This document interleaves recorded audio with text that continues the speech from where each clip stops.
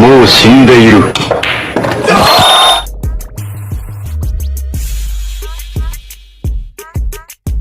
You think you might miss this ball?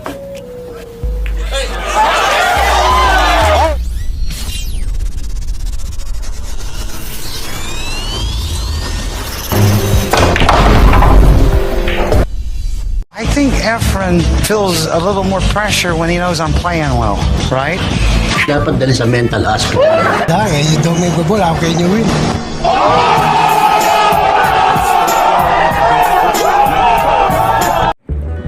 Ito si R. Strickland, isang World 9 Ball Champion at isa sa pinakamagaling na beryalista sa buong Amerika. Kaya lang maraming tao ang hindi siya nagugustuhan. Dahil sa injury issue nito sa paglalaro, medyo mabunganga rin ito sa kanyang mga katunggali. At may ilang pagkakataon nga na may mga hindi maganda itong sinasasabi kay Efren Reyes. Ganun pa man hindi ito pinapatulan ni Efren Reyes at hinahayaan na niya na ang tako niya ang magsalita. Balikan natin itong match nila sa Japan kung saan nileksyonan ni Efren ang maangas na kano ito ang folded match taon 1990. Napakaganda ang match na ito, kaya tara na, panoorin natin.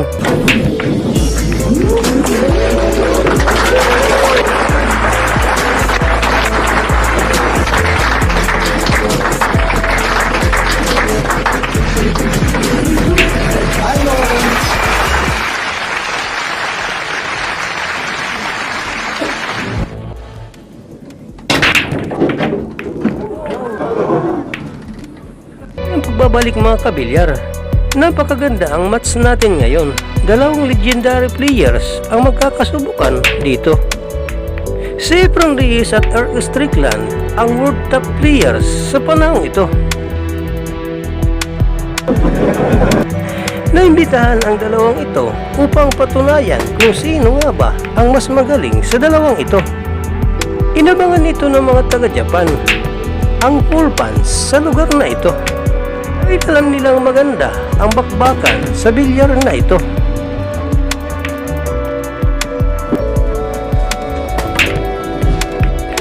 Ang 9 ball match na ito ay reached to 9 games.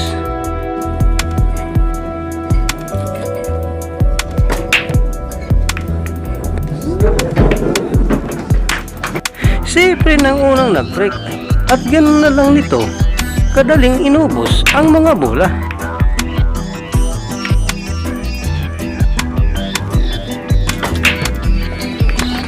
At nakuha ng Pinoy ang unang rack.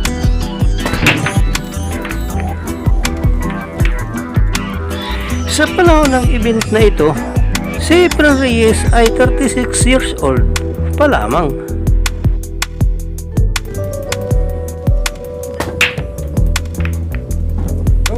Nandito na tayo sa rack 3, lamang si Efren 2-0. Tactical safety battle naman ang kanilang pinaglalabanan dito.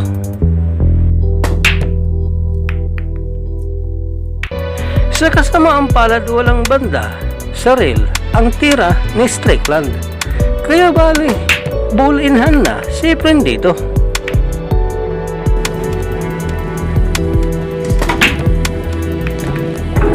Malaking pagkakataon ulit ito para sa Pinoy upang lumamang pa sa laro.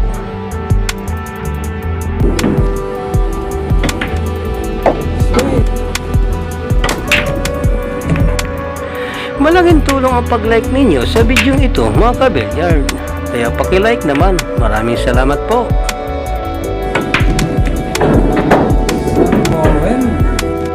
At kita ninyo naman kung gaano kagaling ang ating pambato dito.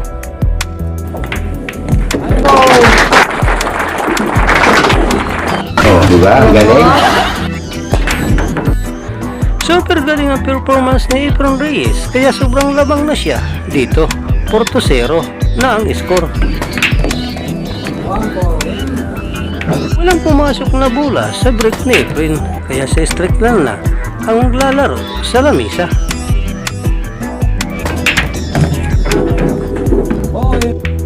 Si R. Strickland naman ay nasa 29 years old lang din sa panahong ito. Hindi dapat makapanti si Efren Reyes dahil mukhang maganda rin ang asinta ng American player dito. At sa katunayan niya, siya ang reigning World 9 Ball Champion noong taon 1990. Galing ha? Winners break ang format ang patakaran dito, kaya marami pa ang pwedeng mangyari na dapat ninyong abangan.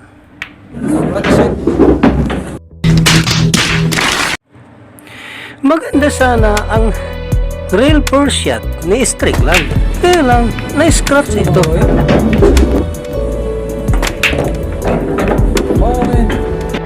Magpapatuloy si Efren Reyes dito with ball in hand.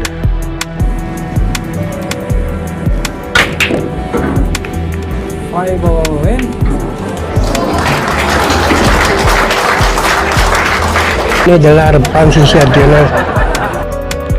Grabe, nakakamangha ang mga tira ng batang magician. Ang kakayahan niya sa pagmunipula ng bulamano, napaka-impressive. Ito rin yung panahon na unti-unti nang nakikilala ang pangalan Efren Reyes sa mundo ng bilyar.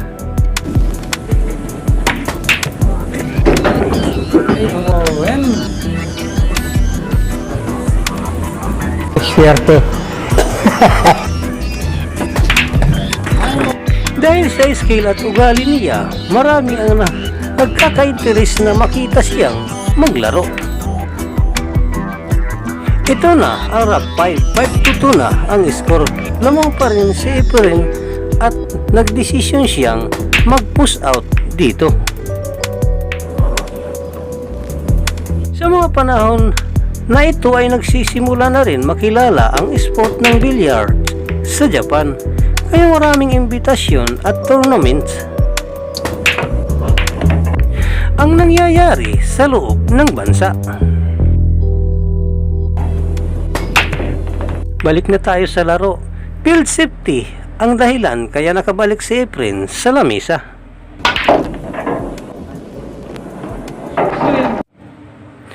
Malaking oportunidad ulit para kay Efren Reyes. Sa kasamaang palad sumablay ang bank shot ni Efren dito sa City.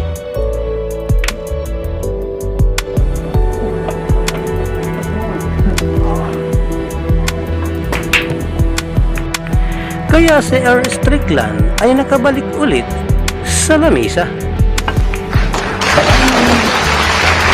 Swerte lang yun.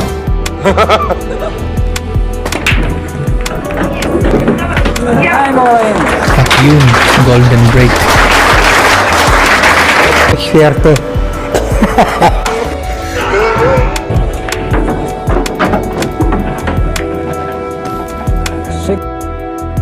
Ito na ang Rakten. Grabe, isa na lang ang lamang ni Efren. 5-4 ang score dito.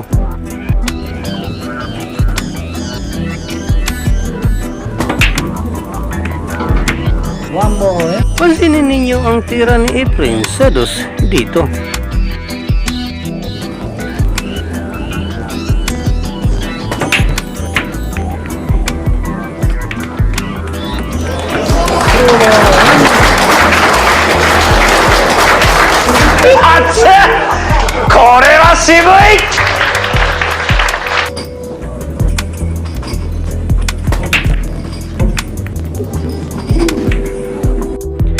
Mga kabilyar, paki-comment naman saan parte ng Pilipinas o saan parte ng mundo kayo nanonood ng bidyong ito para malaman namin kung saan umaabot ito. Maraming salamat po.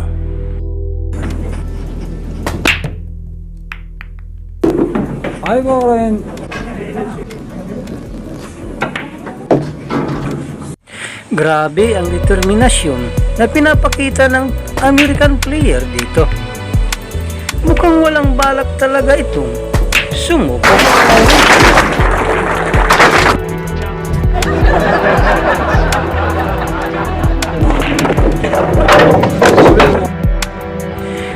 Grabe, Rock 11 na tayo.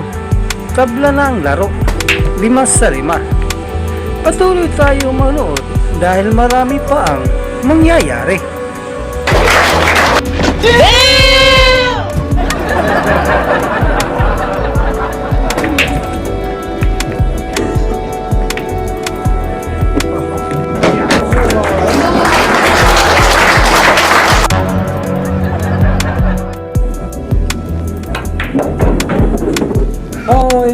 Kung mapapansin ninyo, naging agresibo na si Strickland sa kanyang mga tira.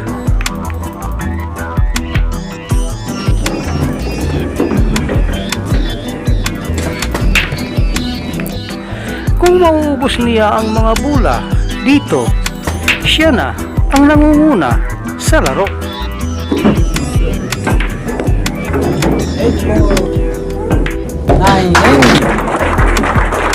Make a pressure is good, like a nervous, no? Rock 13 na at lamang na ang pambato ng Amerika. 7-5 na ang score dito.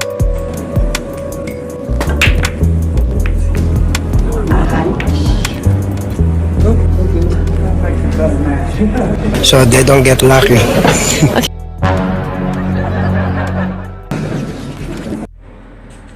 Naging careless sa tira si Strickland, kaya sumabla ito sa corner pocket. Malaking ginhawa ito para kay Efren.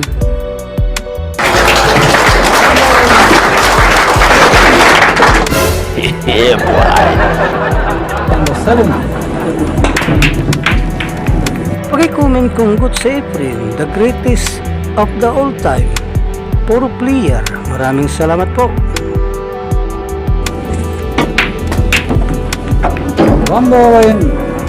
Kailangan na kailangan ni Efren ang rock na ito dahil nasa hill na si Strickland.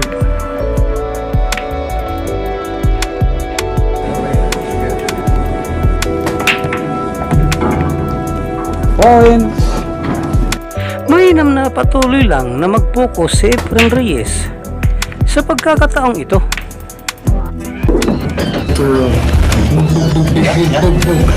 That's right.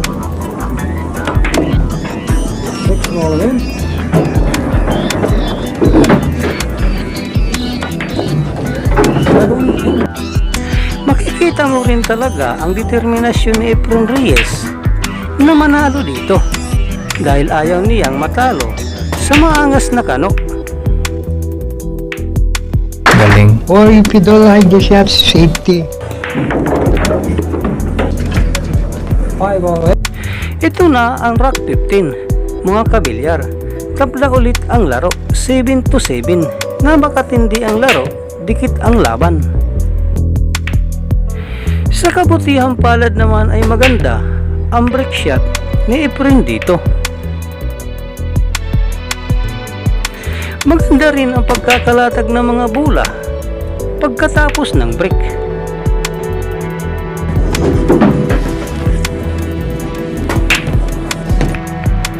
Kung umabot pa kayo dito mga kabilyar, pakiclick na lang ng subscribe button. Maraming salamat po.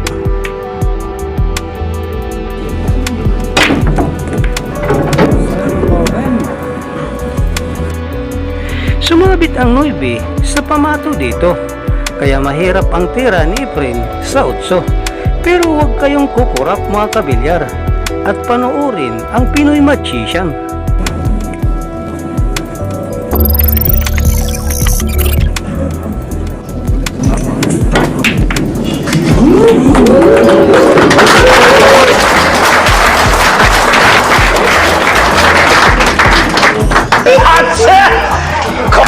Lucky baby. Wow, grabe. Hanip, napakanipis na tira at nagkaroon pa siya ng position para sa 9.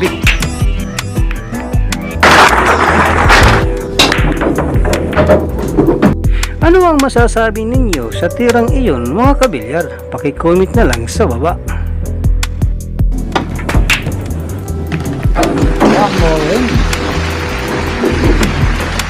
Thank you.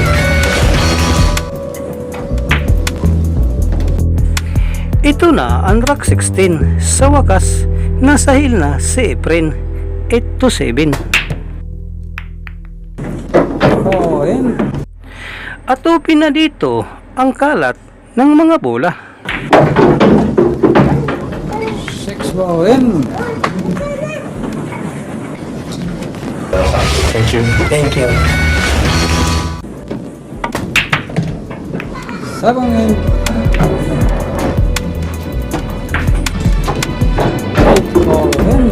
Game ball.